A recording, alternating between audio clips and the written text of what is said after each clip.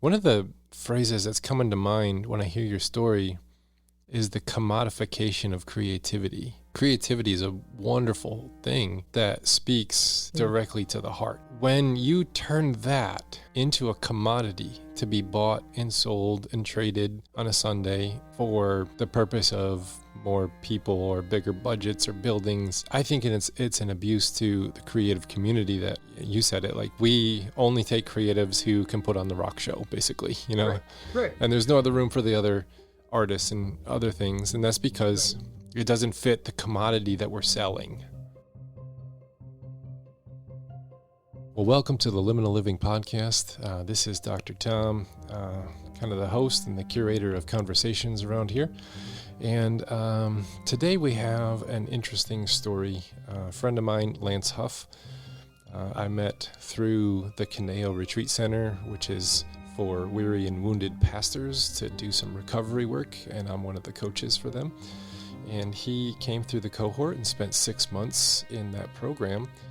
And I kind of connected with Lance, we shared some mojitos on Puerto Rico on the beach and at the retreat center down there at Caneo, and got to know each other a little bit better. And his story is, I think, important because there's a lot of megachurch culture that turns creativity into a commodity to be like bought and sold and traded for your attendance and your attention.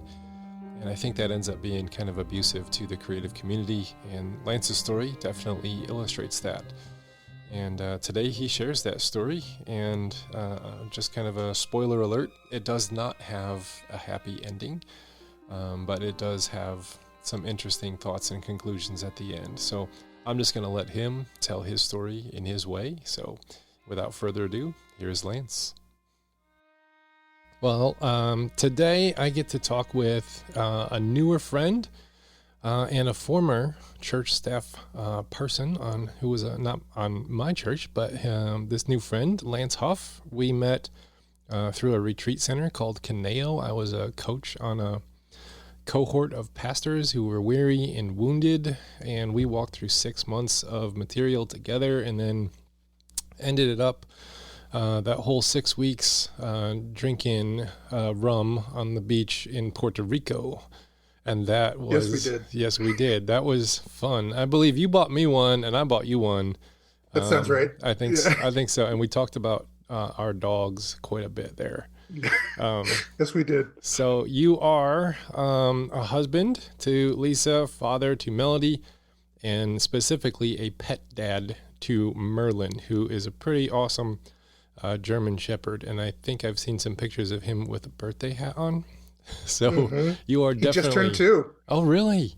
Yeah. Nice. So yeah, our Eleanor, she turned 2 in March. So they could be best friends if you weren't 3,000 miles away. I bet they would. They would be, because Eleanor loves Definitely. all things dog.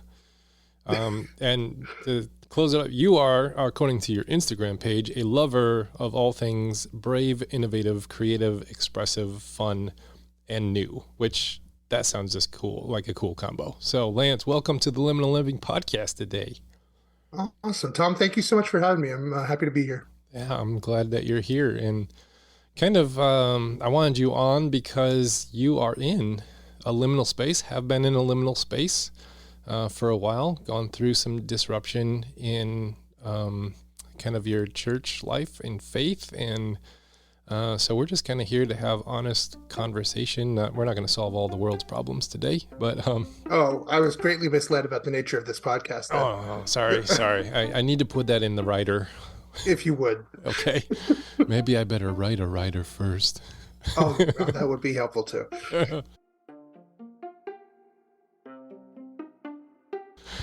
All right. So, Lance, welcome. And this is a safe place to have honest conversation that helps other people who think that, oh man, I am alone. I must be the only one. And then they hear stories like yours and they realize, oh, I'm not. And so that's helpful when we're allowed to be honest. But before we dive into there, I thought maybe you could give us kind of a picture of your faith roots. Like what are the soil that Lance grew up in? in the faith? How did you encounter it, and I guess what did it feel like and look like? The moment where I think faith really became something that I owned, and that became like, oh, this is something that is a part of my story. And it's not just something that a choice is, it's not a choice that someone else is making for me. This is my choice. Was in a music class. Uh, and our teacher, Mrs. Owie, I loved her. She was amazing. Um, she had played for us on a record, uh, Gershwin's Rhapsody in Blue. Oh, nice. And she warned us ahead of time. She said, I'm going to play you this song, and what I want you to do is just listen to it. I want you to close your eyes and just listen to this song. And it's a longer song, and that's okay, but you're just going to listen to it. And I want it to speak to you, and whatever it says to you is valid. Like, there's no wrong thing. It's going to say different things to different people, but whatever it says to you, that's valid. But just listen and let the song tell you a story, and then we're going to talk about your stories afterwards if you feel comfortable sharing. And so I can remember closing my eyes and listening to Rhapsody in Blue for the first time on a record player. And there was just something so transformative about that experience for me. I had never really listened to music in that way, to just let the music tell me a story. I mean, I'm probably 8 years old at this point. Wow. So afterwards, she looks around, and there's some of the kids are crying. Some of us are smiling. Some of us are, just staring blankly off into space, being bored. Some kids were bored, I'm sure. Um, and she says, isn't it amazing that everybody just had a different experience listening to the same piece of music? Um, she said that to me reminds me a lot about what walking with God looks like, is that we all have different experiences with God. And as we go through life, we all are encountering the same God. We all encountered the same music right now, but we all responded to it in a different way. And I wonder if anybody right now wants to respond to God in their own way. And so she led us in a prayer that was, she said, maybe today you want to tell God that you want to, be in a relationship with him. If that's you today, just do that. Maybe she walked us through this moment, which it blows me away how profound it was. As I look back on it today, like how connected she was in that moment and how well she navigated that. Yeah, I started serving at that church at about 12 years old. And I was serving in our tech ministry. So I started doing video recording the services, which was primarily for, we had closed circuit TV. So, this service was displayed in the lobby, or we had like an infant room for nursing mothers or crying kids. And so I was, holding the camera for the people watching in those environments. And then we recorded the services and archived them so that they could go back and, I don't know. I don't know what they ever did with the archival videos, but we recorded them. Podcasting before it was cool. I guess, yeah. I mean, it never went anywhere. It was all internal, but Yeah, yeah. and then I just naturally kind of transitioned to different roles within the booth. So it started on video, and then I did lighting, and then I did media, the stuff that was up on the side screens. I did a little bit of sound, never really got whole hog into that. It always felt too complicated to me. And you got to have the ear for it, which I don't know if I have. Mm-hmm. But by the time I was 15, I could run pretty much any station in the booth, and I knew the ins and outs of how our service technically and logistically operated. Yeah, I've heard it said that like we try to recreate the environments that we grew the most in for other people, and here, you have this moment where you're listening to Gershwin, and, you have just a profound spiritual experience there. You're like, that changed me. I want to help others experience this as well. And so now here you are, like, a young teenager, and you're like, I want to help people like I was helped. I want to help them experience what I experienced. And now you're like in a media booth and doing stuff. So I'm finding this thread. Where do you go from here? After a job transition, where I got laid off from my job.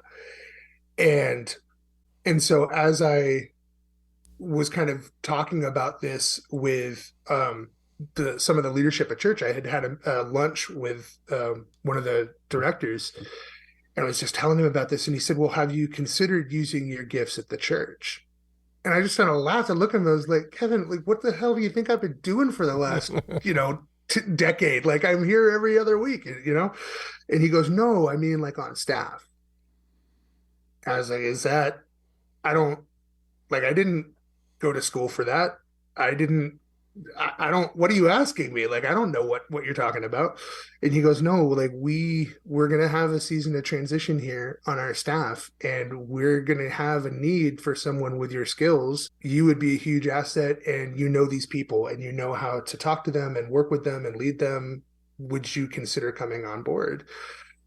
And I was flabbergasted at that. I was like, I'd never even considered this path for myself. That I don't know. And I talked with my wife about it. Um, and we kind of went back and forth and said, you know what, why not? Let's give it a shot. Let's see how this goes. Now, how old were you at that point? 22. The first year was both really exciting and horrible as I look back on it. Um, there, I learned a lot of things that I didn't ever really want to know. I, like I said, this is a church that I've been going to since I was 8. So coming on staff, I mean, it was a natural transition. I knew everybody. I'd been serving in, that capacity. And so in a lot of ways, it felt very, yeah, this is the next step. Like it was a seamless thing. But as I came on staff, I started seeing aspects of the culture there that I didn't know existed. And being so young, I just assumed, I guess this is just how church happens. Our senior founding pastor, he had kids the same age as me, so I grew up with his kids. We were friends. There was times that we house sat for him. We babysat his dog when they went on vacation. Like he dropped his dog. Like this is someone who I knew well, had a very, long-term relationship with, who, this was not some passing acquaintance. This is a person that I knew well and a family that I knew well, and someone who I had a deep, deep fondness and respect for. Within weeks of being on staff, I'm seeing this person in a completely different light. I'm seeing someone who's tyrannical, someone who had very little positive to say about anything or anyone. Someone who had these really scary outbursts of anger, or rage is probably too strong, but like frustration, just these explosive outbursts, and a culture of fear within the staff, that when the senior pastor was there, watch out, because you have no idea who's going to be in that room. Is it going to be funny John, or is it going to be scary John? And those were pretty much your two options. He was either in a silly, playful mood, in which case you weren't going to get anything done with him anyway, because all he was going to do is make jokes and be silly. Or it's going to be crazy, angry John, in which case you're not going to get anything done, because all he wants to do is complain and blame and, go on tirades. And I'm seeing this from the senior leader, but I'm seeing how it trickled down into the staff. So because of this fear, nobody wanted to be at the receiving end of a tirade from John. Blame got pointed no one, No one wanted to own anything. So if you made a mistake, you pass the buck. You point the finger somewhere else. You blame someone else. If something, there was a project that we're working on and it didn't go the way that we were anticipating, or we're not seeing results fast enough or anything like that, you better have 100 reasons why, so that it doesn't come back on you. From the capacity that I was operating in on our creative and production team, we would have these meetings on Tuesdays, and it was supposed to be, we debrief the previous Sunday, we're checking in about the upcoming Sunday, and then we're brainstorming. The idea was we're brainstorming for 6 weeks out. Mm-hmm. On paper, that meeting was 2 hours. Supposed to be half hour for debrief, half hour for check-in, and then an hour for creative brainstorming. I think the shortest that meeting ever was 4 hours. Holy cow. And they typically went over 6. Usually the first hour or so was debrief, and by debrief, it meant John yelling at you. Someone on the team, pick a person on the team who's going to get it this week, being yelled at about something that happened in the service. And it could be as something as a slide was late once out of 3 services. It could have been something as simple as a light bulb burned out, as if that was something that any of us had control over. I was in that role for 5 years. There was never any specific goals given to me as far as, here's what we need to see in order for you to be moving into that role. There was never any specific training given to me. I had to ask every year on my reviews, what is it you need to see from me in order for me to get, and I never got an answer in 5 years. I got more and more responsibility, but I never got more authority or control, and nothing changed in 5 years. Like, it was just a constant stream of, looking back on it now, abuse, a lack of accountability from a leadership perspective. But again, it was really the only church experience I ever knew. It was the only church community I ever knew. So I just assumed, I guess this is how it goes. I guess this is what church looks like. I guess this is what doing ministry is, because I didn't know anything else. Mm-hmm. No, you said that lasted for 5 years. Yep. So you're about 20, late 20s now. Mm-hmm. And what's the shift here? So this is Christmas of 2010, 2011, something like that. And at this point, I'm, the production coordinator. I'm leading 17 teams and 170 volunteers, a little over 170 volunteers. And there's a team of 5 on staff that is our creative department. So this particular Christmas, we had done 5 or 6 services over 3 days. Like I said, I'm leading 17 teams, and it was a massive production. It was something that we had purchased from Willow Creek. So it was a big one, full drama, set piece. There's set changes. There's legitimate ground fog machines and special effect lighting and all that. It was like doing a small play as part of the service. Mm-hmm. And I was responsible for overseeing all of it. The only aspects of that service that were not my responsibility was the sermon itself and the music itself. Everything else was under my umbrella.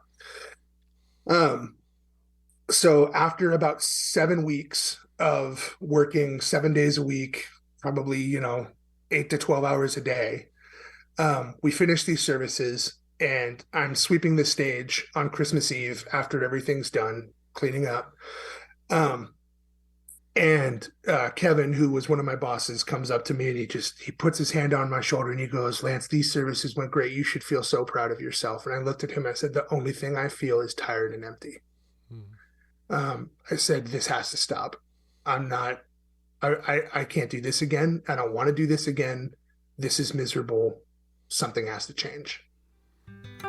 And he just looked at me and he goes, well, I know you're really tired right now, so let's revisit this. I said, yeah, definitely. Let's revisit this when it's not Christmas Eve and I want to go home to my family. Like, let's definitely revisit this. Yeah. But that, like, that was the moment for me where things started to shift. We were also in the process of I like to call it a regime change. Mm-hmm.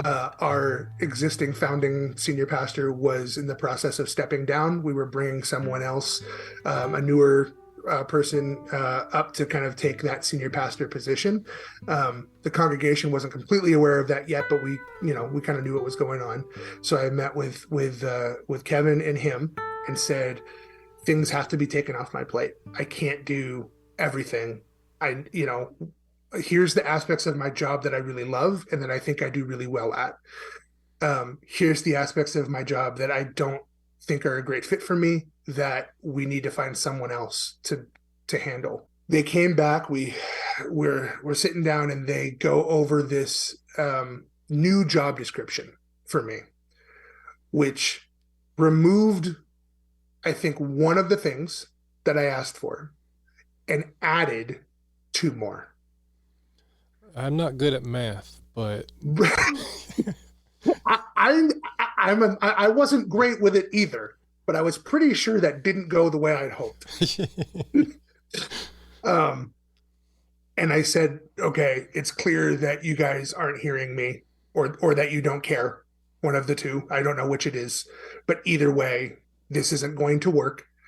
I'm going to start looking for another job, and you guys can start looking to hire my replacement.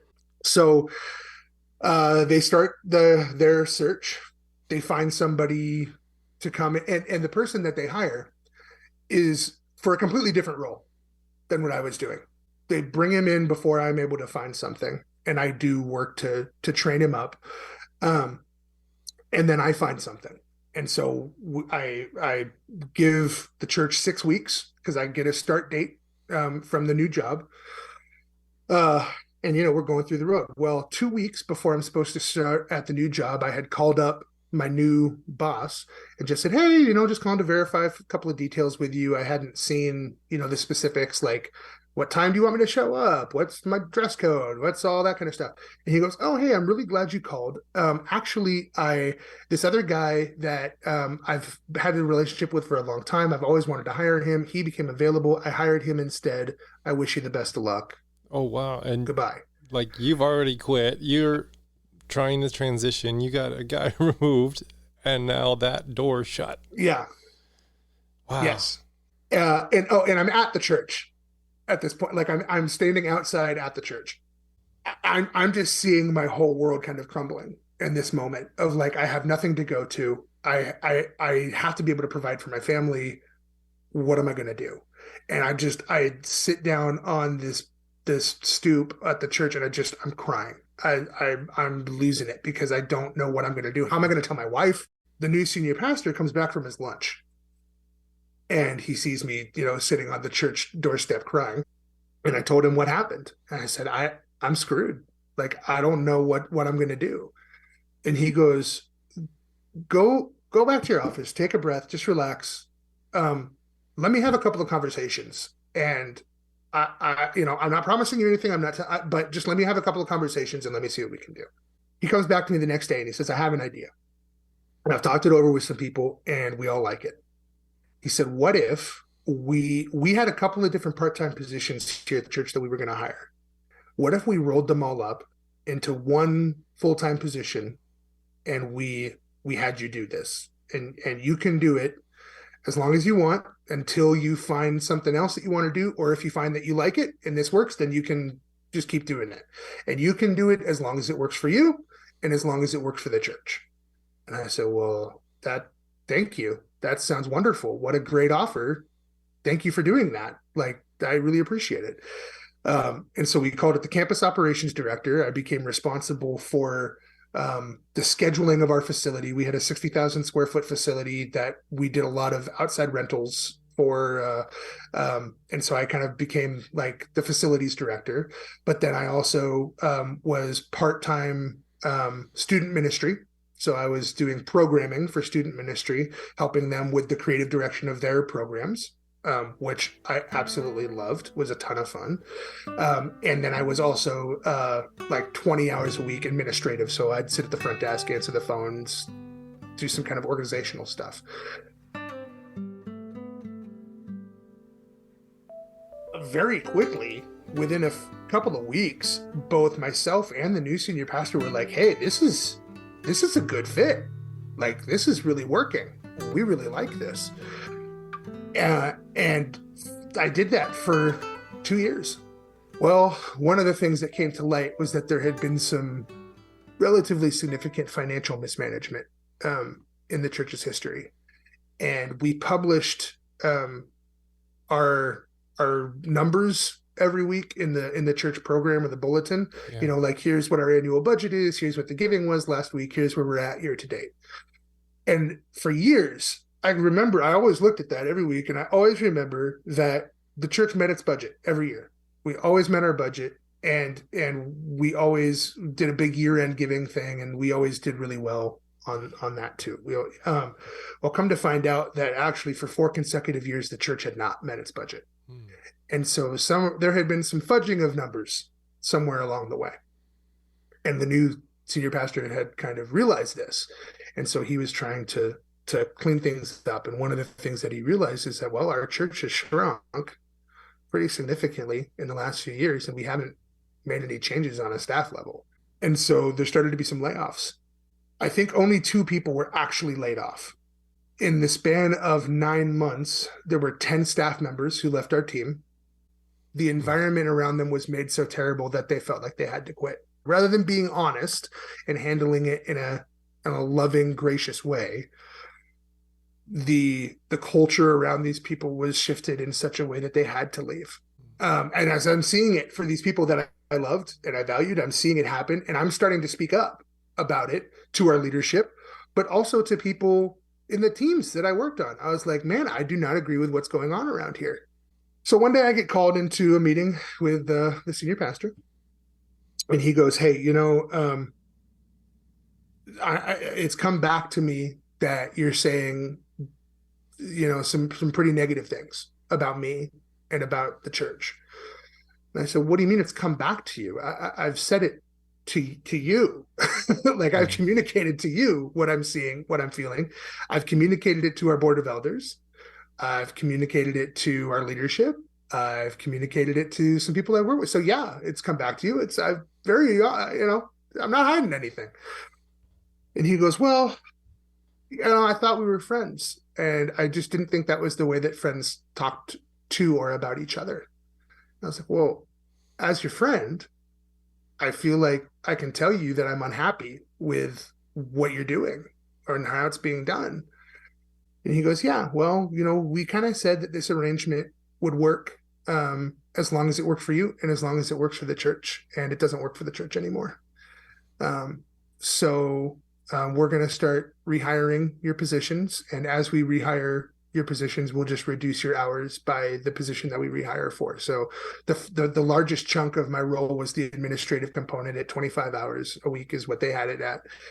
He goes, we have somebody who's able to do that starting next week. I was like, so what you're saying is that you're firing me, but you still want me to keep working in the other roles that you don't find somebody for, and you want to reduce my pay from full-time at 40 hours a week to part-time at 15 hours a week?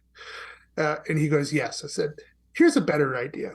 How about you pay out my sick time, vacation leave, and you pay me 1 week's pay for every year I've worked here, and I'll just leave quietly. And he goes, let me come back to you with that. So the next day he goes, we find that to be agreeable. So what would you like your last day to be? And I said, what would you like my last day to be?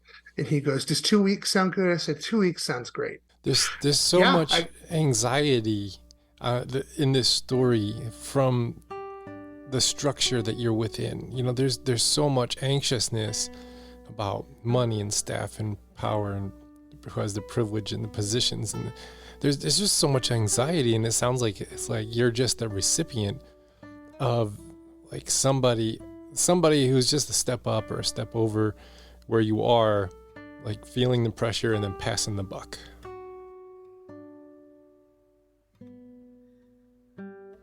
So my time on staff there ended. I left there, broken, exhausted, completely used up, and just feeling like if this is church, if this is God, I don't want any part of it.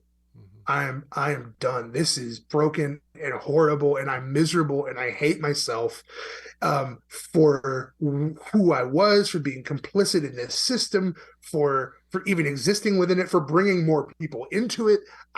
Why would I do this again? This is horrible. And so I looked for work in the secular world and found it. And one of my coworkers from the previous church had also was looking for work, but he was still looking at other churches, and he had started working at this church called Crossroads, and they were not too far from where I was living, about 12 miles away, and he knew where I was at mentally and emotionally, so he wasn't trying to pitch me on anything, but he said, hey, I'm speaking, I'm delivering the service, the message in the service this week, would you just come as a support to me? I said, absolutely, I will do that. And my wife came with me. We go to this church, and it could not have been more different in every positive way. It felt so inclusive. It felt so casual, friendly. It just the story that I tell about it is that when we got back in our car after attending the service, my wife looked at me and she said, "These are my people." After years of her attending Crosswinds, she never said that. She never felt that. She never felt like she belonged at the last church that we were at. After one night at Crossroads, she was like, "These are my people." And that was the moment for me, like, all right, well, I guess we're part of Crossroads now.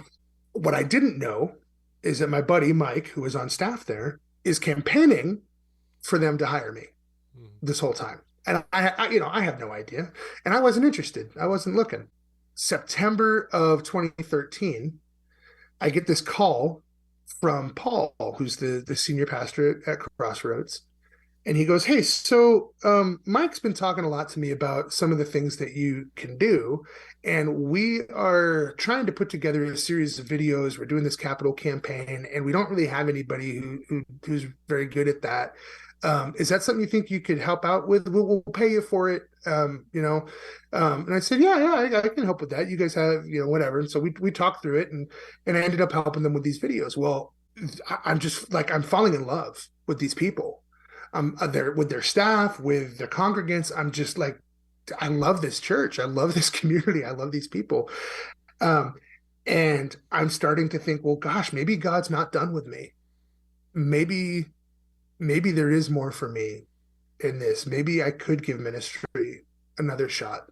And again, I had no idea that this whole time Mike is trying to get them to hire me, and that he had suggested that they use me to do these videos so that I could basically show myself to them, which, again, I wasn't even thinking like that. So I do these videos. They're all really happy with them. And then Mike says, hey, would you come to lunch with me and Paul? I just want you guys to get to know each other a little bit better. I said, yeah, sure. So we go to lunch, and Paul says something like, so Mike's trying to get me to hire you. And I look at Mike, and I look at Paul like, what? What are you talking about? And he goes, well, you're looking for work, right? I'm like, yeah, I am. And he goes, would you consider coming on our team? And I was like, what do you need? Like, what is it you're looking for? And then go through a couple of things. And I said, I don't know. Maybe we have to talk about it. I said, I'll tell you, I'm hesitant to go back into another church because my last experience was just not good. And he goes, yeah, Mike's told me a lot about the culture there, and I'm brokenhearted for what you guys went through. And I got to tell you, he goes, regardless of whether or not you choose to come on our staff team, he goes, as long as you're a member of our church, as long as you're here, I promise you that you're never going to experience anything like that. Um, and that just kind of surprised me. I was like, wow, that's a big promise. And that shows, like, to me, that communicated this heart of, there's this passion to, like, I want to love you well. I want to do community with you well. And that really meant something to me. And sorry, I'm getting a little choked up because it's not necessarily how the story ends. So October 2013, I start on staff at Crossroads in a limited capacity. I'm 30 hours a week. Um, and I'm doing primarily student ministry. I'm leading the junior high ministry under Mike.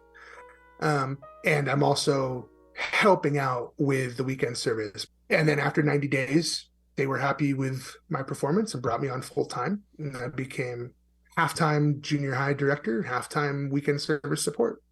The experience there at Crossroads was just so night and day different from what I'd experienced before. There was so much love, so much grace. There was joy. There was healthy expectations. There were boundaries. um, it felt too good to be true. My whole family was welcomed on with so much love. Like, people were just pouring over us. What can we do? Welcome aboard. We're so happy to have you. What do you need? How can we serve you? Like, it was this outpouring of love and support that we had just not experienced like that before. It was weird. There were times where I was like, all right, is this a cult? Like, what's the deal? Because this is strange. You people are weird. And as time went on, I had this inherent distrust of what was happening around me, because it just felt too good. I kept waiting for the other shoe to drop. And after like 6 months, it's still just good. I mean, not perfect. It's not euphoric. I don't want to be delusional about it or idealize the past. It wasn't perfect, but it was really, really good. And I kind of was like, man, maybe this is what the kingdom of God could look like. Like, maybe this is actual, like, real. Like, maybe these people actually, like, love each other and trust each other and care about each other. Is this actually what this could look like? Is this for real? And I kind of let my guard down and opened my heart up to them, and was like, wow, this is. And every time I would do that, it was always met with the equal to that. It was, there was never any reason for me to not love them and to not um, trust it. And it was just a great, beautiful, awesome thing. Now, And how so, long is this? How long does this last? How long? a This long time. this is a great community. It's a great It, job, it, great position. I started around maybe 2017. Um, I started to have this tension. Um, I had I had been rereading the Gospels, and I'm looking at the ministry of Jesus, and how, how did he serve? How did he connect with people? How did he um, express love? How did he people? What did humaning look like for our Savior? Um, and then I looked at my life, and I looked at what I was doing, and I realized that they could not have been more different. Hmm. Um, I see in Jesus's life a man who was, committed to this small group of people most of the time. The vast majority of his work was the one-on-one, or the one-on-12, these small, intimate groups. And only a couple of times in the scripture is it Jesus and the big group, right? Like, yeah, he did a couple of sermons, he did a couple of things, but I mean, you can count them on, one hand, basically. There's just not that many times where he does that. And then I'm looking at me and my church and the church, capital C, like, man, what I'm doing in this, evangelistic movement is we're telling all the people, hey, come here, come to us, come to me, come to my space, come to my house, and we're going to tell you the thing. We're going to tell you the story. We're going to do the thing, and then have a great week. Bye. We'll see you next week. And hopefully we can give them some connection beyond that in a small group or something like that. But I just look at that and I'm like, man, what is in that for the person who's in recovery?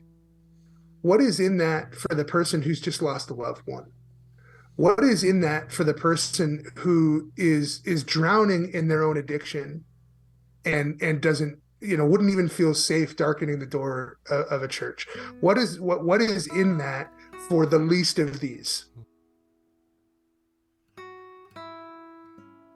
And I just started feeling this tension of that. As much as I loved what I was doing and loved who I was doing it with, that I think I might be doing the wrong thing. And I would get these crisis of conscience in a moment where I might be in the booth on a Sunday morning and doing this thing, and then all of a sudden I just get struck with like, what are you doing? This couldn't matter less. Talk to the person next to you. Ask them how they're doing. Turn off the damn lights. No one cares. They're hurting today. And I just started having this tension that the more invested I got into the system, into the church culture, into the evangelistic, large church movement, that I felt more and more disconnected from what my heart was telling me was what I should be doing. And so as I'm feeling this tension, it's not just like, oh, I'm a part of it. It's like, no, I am it. I'm doing it. Like this is the whole of what I bring to this team. And I have deep-seated doubts about its efficacy and appropriateness. But damn it, I really like doing it. So this is like an existential crisis. Hugely. Of faith, of vocation, of identity, of community. Purpose, all of it. Like everything in your world is wrapped up in this one box. And now, there's this question that comes in and now you're like, but everything's in this box. If I question this box. So that's got to be a really courageous thing to do, to be able to question like your entire world at this point. What I did is I tried to invest as much as I could in the people around me. I said, okay, I don't think I could see that I'm not going to be the one to turn the Titanic around in this particular instance. But that doesn't mean that I can't do it in my spheres of influence. So one of the ways that I addressed that for me personally was I started a group called Heart of the Artist, which is a book by Rory Norland, who is a former music director over at Willow Creek. And it deals with the heart of the artist, specifically serving within the church and dealing with some of the issues that can happen around, humility or overconfidence or tensions that might exist between artists serving together in a church, especially if they're professional artists outside of the church. But it's a great book. It's a really helpful resource. If you're an artist serving in a church and you haven't read Heart of the Artist, go grab it. It's a winner. But don't do it alone. It's a good one to do in a group. So I started a life group, small group, whatever your church calls them, around this book, and opened it up to not just people who are currently serving as artists, but anyone who would consider themselves an artist or a creative within the church. I wanted to cast a wide net because I wanted people to feel like they have a place to belong. As a side note, one of the things I feel like the global church does not do a very good job of is including artists in the structure of the church unless they are musicians, singers, or occasionally dramatists, right? If you're not one of those three things, if you're not one of those three kinds of artists, then we do not have a place for you, right? How does that include people whose gifts are like crafting, or whose gifts are dance or painting or any of the other myriad of beautiful art forms that are 100% gifted and called by God? Like, how are we including them in the church? And my answer to that is that we're not. But yeah. So I have a heart to love those people as a creative, and as someone who's led creatives for most of my life. I have a heart for those people, and so I wanted to create a space for them. So I started with this book, and we went through the book once, and we did a pretty good job of sticking to the book curriculum. Pretty good. But as artists do, we digress and we go down different rabbit holes. And I couldn't have been happier because it was exactly what needed to happen. And so the first time we went through the book, there was a group of about 10 of us who were pretty faithful to the group, right? And we met every week. And for me, it was the highlight of my week. Every single week, because I got to have meaningful conversations with people. We got to do life together. We got to like love on each other. And one of the things that I really saw was that people who didn't have a lot of confidence or have a strong sense of identity or who they were start to open up and realize, wait a minute, maybe God does have a place for me. So in 2019, Paul, the senior pastor of Crossroads, gets approached by Andy Wood, the senior pastor at Echo Church, who's another multi-site church in the area. And they had Echo had just acquired a small church that was maybe kind of shrinking in the city where we were, Fremont, that wasn't too far from our building. And he said, we just started holding services in this building and we're already outgrowing it. We know that you guys have this new building. We had just built a new worship center. We'd opened it about a year previous. And you're not filling it, which we weren't. What would it look like if Crossroads and Echo merged and you became the Fremont campus of Echo Church? And when I first heard about it, I was immediately like, I had a very negative, visceral reaction to it and our cultures were very, very, very, very, very different. And so I just felt like this, I don't know that we're in alignment. But, Paul was like, hey, but let's have the discussion. We meet with their leadership, our executive leadership team meets with Andy and Felipe, who's the senior pastor and the executive pastor at Echo. The scent of what I experienced at my first church, when I was in these meetings and having these conversations, I could smell the same thing, and I was very clear about that with our leadership from the beginning. I'm not the kind of person to hold things back. I don't know if you picked that up in our conversation together. I'm very honest about what I'm feeling and experiencing. And I was honest with our leadership from the beginning that I didn't like it. I didn't trust it. And I said, I do not think that these folks have our best interests at heart. Long story short, our executive leadership team was divided. There was one vote yes, one vote like 60-40, 60 against 44. My vote for no, Mike's vote for no, and one abstention. And we moved forward. The policies of our executive leadership team was that we can disagree in this room, but outside of this room, we agree. At the time, I understood that, and I thought it made sense, and I agreed with it. I look back now, and I'm like, that's so deceptive. And here's how that deception plays out. When Paul went to our elder board, he said that our executive team unanimously decided. Well, that's bullshit. That didn't happen. You only There had wasn't. one yes, right? Right. His. Yeah. Two And no's and one half and one abstention. So it was not a unanimous decision. It was an individual decision mhm.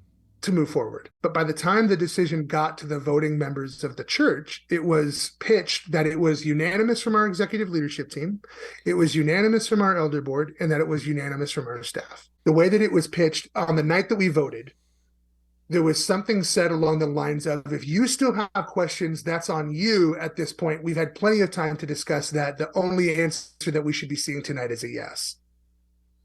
And then the vote was taken. If we were going to do this right, we would have to start over from the beginning, because this vote has just been completely tainted. Like, it is, you can't trust the results of this vote based on what was just said. Did that happen? Of course not. We moved forward, we voted, and gosh, it was unanimous. Then you got to have a narrative from the front that people are buying into. It sounds like here's this narrative that's being, cast for people to believe in this. And the narrative is not necessarily matching reality. And that's when you get gaslighting and abuse and manipulation, because somebody at the top needs the ship to turn a certain way. And the only way to do that is to tell this narrative and get everyone on board. And it's like the shadow side of leadership, because leadership, you want to gain like consensus and move forward. Mm-hmm. You don't want to, batter the people with directions that aren't healthy. Right. But there's no accountability in the structure you're talking about, where this narrative coming from the front is everything's unanimous, nothing's unanimous. And yet here the decision is made, we are doing this and everyone agrees with it. And now, since that's from the front, the people who vote no, or who vote, they must think I'm a part of a little tiny little minority that doesn't even matter. And what's wrong with me? And imagine being in that service and having voted no, because two people did. Mm-hmm. I don't know who it was, but two people voted no. Imagine being in that service and then hearing from the platform moments later that it was a unanimous yes.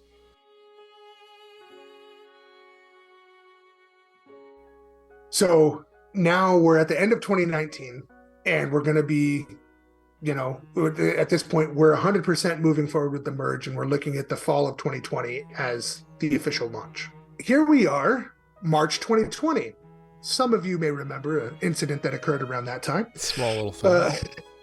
The little, what was it called? A pandemic? Our Crossroads was not set up to do live streaming services. We would record our services, and we used, internally closed circuit TV, all that kind of stuff. And then we would record we would put out videos of our messages, but we didn't have any capacity for live streaming because of the types of creative content we used. We just couldn't put that out on the internet for licensing issues. Mm-hmm. So we kind of had a choice to make. We're like, well, we're gonna be shutting down. We're not going to be having services for, at that point it was a couple of weeks. Who the hell knew, right? So what should we do? Should we scramble and try to figure out a way to either create a live service or pre-record a service that we can put up on the internet for our congregation?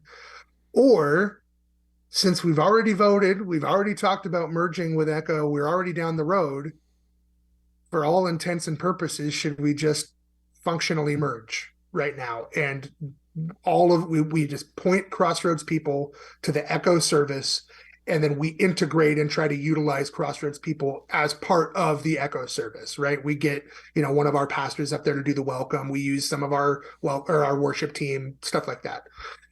Well, when you phrase it that way, it's a pretty easy answer. Obviously, we decided we're going to functionally merge. So overnight, I went from being 2 days a week at Echo to becoming their production director. And the entire responsibility of the weekend service, recording the weekend service, organizing the service, all that fell on me. And I very quickly saw the brokenness of their systems and the environment that they were working in. This was the leader says jump, you say how high culture, right? The expectation was that everything exists to serve the leadership of the church. There's an experience where I'm basically alone in a room with Andy, and he's doing this sermon illustration that he was talking about building your house on the sand versus the rock, and he made a sand castle out on the stage and on this table, and he did one of them with like a wet sand and did another one with a dry sand, and of course one falls apart, the other one stays together, and the one that falls apart goes everywhere. It's all over the stage. And they had literally just had the auditorium recarpeted that week. The carpet was like 2 days old, and now there's sand all over it. Now, I'm not a part of this church. I didn't pay for that carpet. I don't give a shit. Why should I? Right?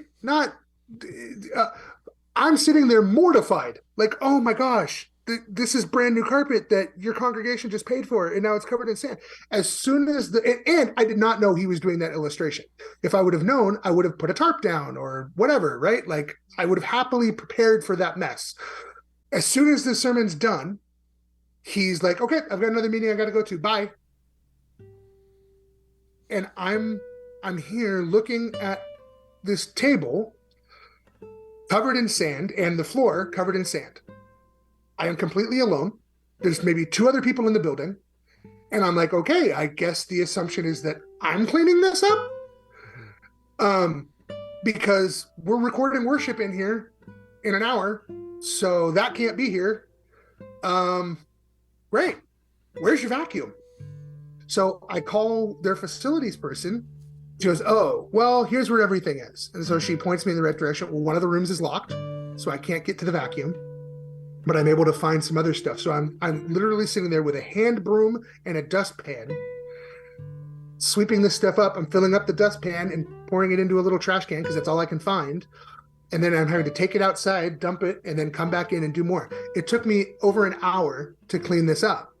And then I had to wait until someone else on staff came in that had a key that could open up the door so we could get to the vacuum. And then I vacuumed it all up. And the whole time I'm thinking, who does that? I mean, I'm not going to, I was flaming mad. Mm-hmm. I was infuriated by that situation because I just felt like I had been completely dumped on. And so I tried to talk to Andy about it because I didn't want resentment to build up, right? I wanted to communicate about it. I'm like, you know what? It must have been an oversight. It must have been like, but we got to talk about it. I have to communicate how it made me feel so that I can work with this guy moving forward. Well, the only way to get to him is to go through his secretary. And so I did. I sent her an email and I said, hey, I need to have a conflict resolution meeting with Andy. Something happened between us. He probably doesn't even know about it, but I need to get on his calendar. We need to talk about it. And the sooner the better, please. I think by the time I finally got a response, it had been over a month. The day before the meeting, he cancels it. So now this is COVID, and you got to try and figure out how to get a church that you don't even work at through a pandemic, mm-hmm. Which is huge. With zero support, zero expectations, zero boundaries, zero job description. Mm-hmm.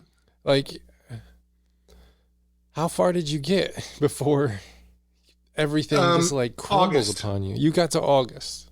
Yeah, so 4 months. You got 4 months, and then what did you do? What happened at that 4 month?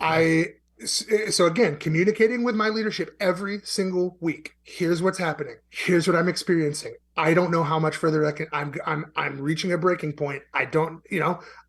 I was honest every step of the way. My wife looks at me and she goes, "This is crosswinds all over again. Mm-hmm. We're not doing this again. You're not doing this again. I'm not doing this again. Fix it or get out."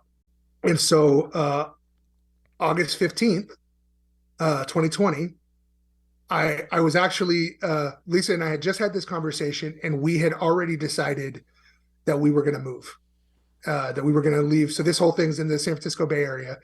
We decided that we're going to move to Spokane, Washington, which is where my wife's family had moved back in 2015. You left. Yes. What did that do for you? Like, what did that do to you?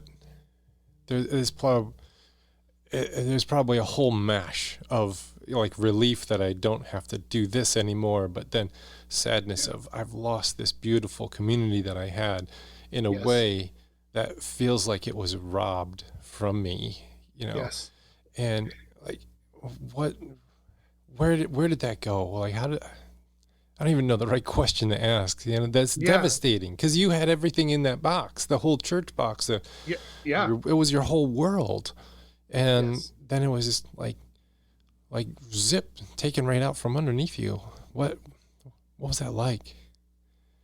It has been, that's 3 years behind me now, and it's something I'm still I'm still feeling the pain around that daily. I legitimately thought that was going to be the last job I ever had.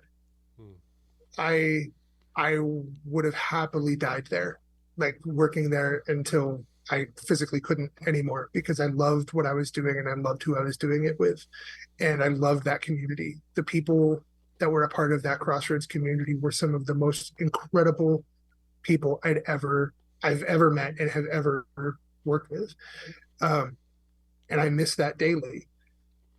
It feels like this beautiful picture of heaven was robbed from me and so many others by an organization who just couldn't have cared less about who we were or what we had. And it was all, to me, done in the name of a bigger building. I've since spoken out about my experience with Andy Wood, who's now the pastor at Saddleback Church. And that has cost me as well. I've been all but cut off by the vast majority of the people who attended Crossroads. There's only a handful of people that still talk to me, mostly staff, mostly the staff people. But the vast majority of the people that I was connected to, that I was having conversations with every day, texts, emails, phone calls, none of it. I don't get responses, and they don't call or text or email me. And so not only have I lost it, but it makes me wonder how much of it was ever real. Yeah. And that's left me now in a spot where I have serious doubts about how honest and real any church community really is or can be. Because I had something that I thought was so real and so beautiful and so honest, and yet it was so temporal and fragile. It's like, was it ever really what I thought it was? If it was so easily destroyed, if it's so easily shattered, was it ever real? One of the phrases that's coming to mind when I hear your story is the commodification of creativity. You take something beautiful like art, music, and it has a purpose to it. There's a beautiful purpose to artwork. It does things in souls. And in religious contexts, creativity is a wonderful thing that speaks, it kind of like bypasses the brain to speak directly to the heart. It's the heart of the artist. It captures the heart of humanity is what it does. Yes. And when you turn that into a commodity to be bought and sold and traded on a Sunday for the purpose of more people or bigger budgets or buildings, it starts to just warp that creativity piece. And I think it's an abuse to the creative community that, you said it, we only take creatives who can put on the rock show, basically, Right. And there's no other room for the other artists and other things. And that's because it doesn't fit the commodity that we're selling. Right. It has to fit within the box. Yes. So and that's true for more than just creatives too. The church has a box. And if you don't fit within that box, then you're not going to fit in the church. Yeah. And that box has been so strictly defined, and then the gateway to get into the box is like heavily guarded, both from the Mm, inside and the outside. You can't mm-hmm, leave, or mm-hmm, oh, you did something, now you have to leave, and you can never come back. And mm-hmm. that there's this passage out of Revelation, and Revelation's a tricky book because it's just been so weird for some long Mm-hmm. time. But at the end, there's a picture of the heavenly community, and it says the gates are never closed. They're always open. The beautiful heavenly, whether that's the ideal for humanity or like the actual place that God lives, or I don't know the theological construct of what that means right now. I haven't dove into it in a long time, and I've changed a lot. But the picture is that the gates are always open, and there is a river that flows out of the city, out into the world, and trees grow on the riverbanks of this river, and the leaves of those trees are used for the healing of the world. Direct words of Revelation.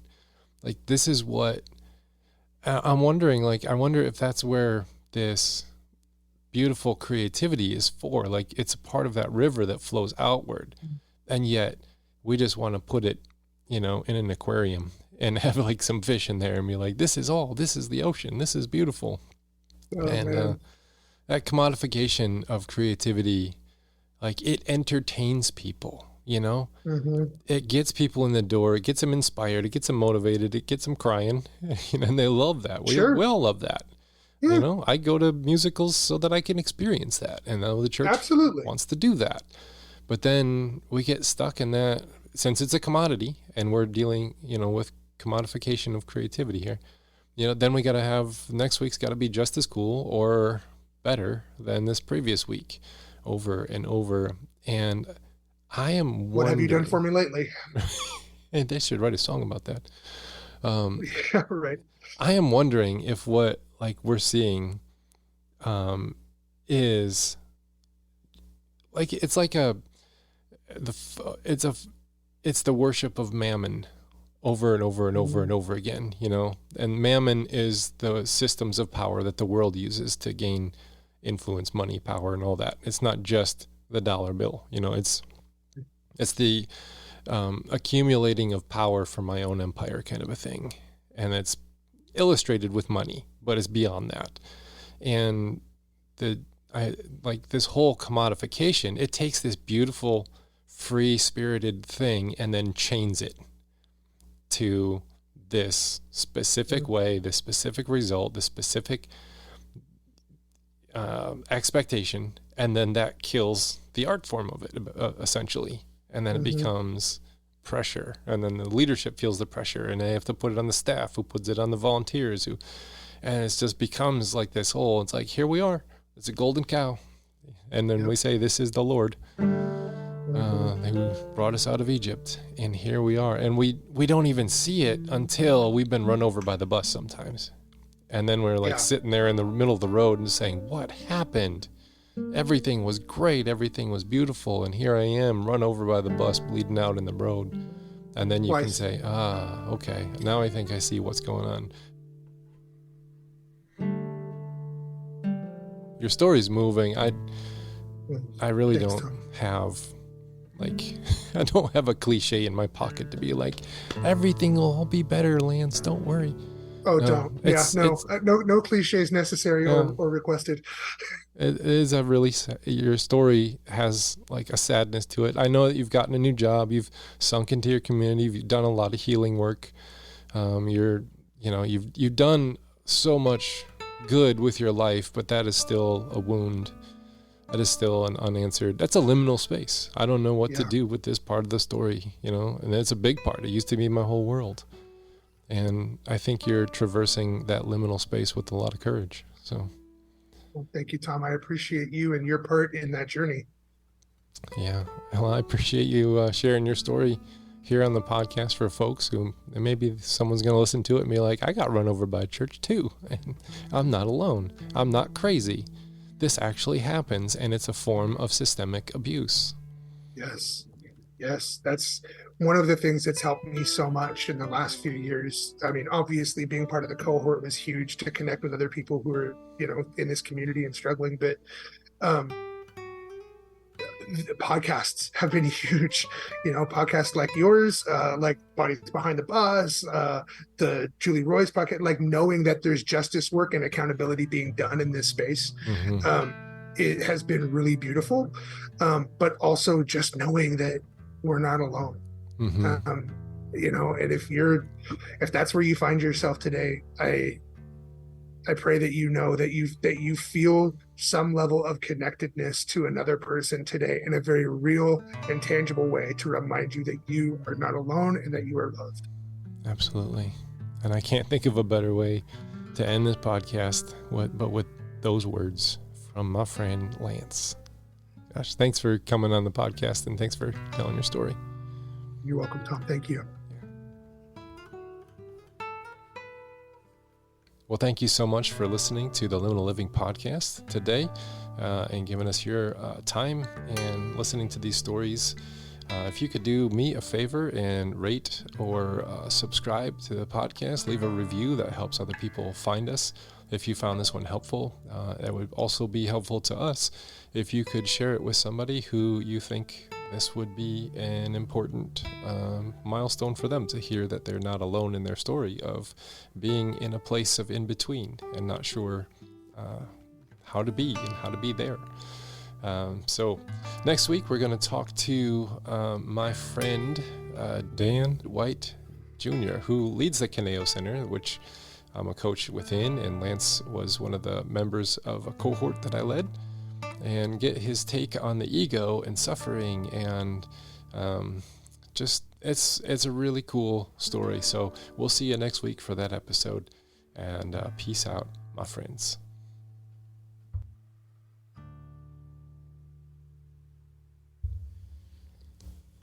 Dan?